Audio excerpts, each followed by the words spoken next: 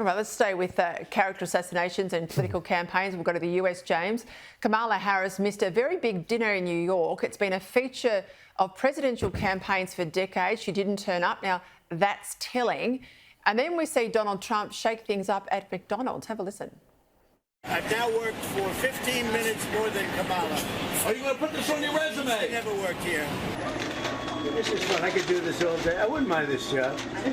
I like this job. I think I might come back and do it again. Thank you. I'll tell you what, it's at ease in front of the camera and 2 weeks to go, James, or almost just over 2 weeks to go. Give us your read on how things stand. Yeah, well, look, even 48 hours ago, I was saying that this was going to be a very tight election where it was just too close to call. But I really feel like right now the momentum is shifting Donald Trump's way. And, you know, one of the big reasons why is you just don't simply see a day where Harris wins the news cycle. You know, she sits out the Al Smith dinner last week and leaves it open for Donald Trump to dominate the airways and the media and the social media with all the clips of him taking really hilarious zings at her and the Democrats. Then, you know, he's out there doing the McDonald's thing. That's, of course, a poke at her claim that she worked at McDonald's when she was young as a summer job.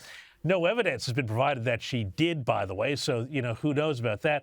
But he also seems to be having a great time and doing, again, stuff with the common people there, which I think is his real touch, despite being, you know, this billionaire property developer, reality TV star and all of that.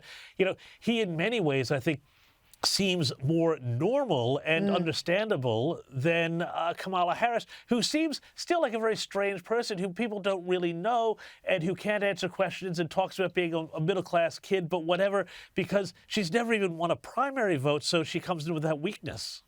And despite having the biggest or second biggest job in the nation for 4 years, I think that's extraordinary.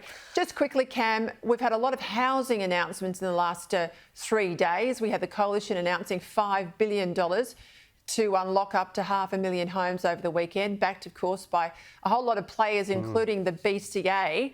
The Victorian government announces today it's going to slash stamp duty on off-the-plan apartments only.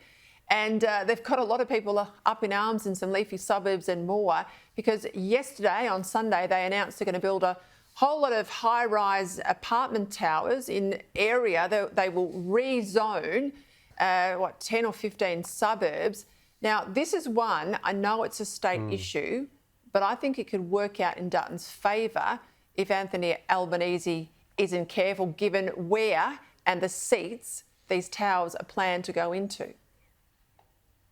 Definitely, Peter, and you've got to think about the role for local councils, I think, here too. You've got to bring people along because there's an agreement broadly, I believe, in the community that we need to build more homes. The question is exactly where and exactly how. We've seen similar pushback from some mayors in Sydney too against Chris Minns and the Labor plan there to rezone around train stations and along those transportation lines. It's difficult. You've got to get the balance right, but surely there is a sensible middle ground between not clogging up the transport we have, but also providing enough housing. And of course, that ever-present challenge, Peter, of getting enough people to build it, that's still the challenge we need to address everywhere.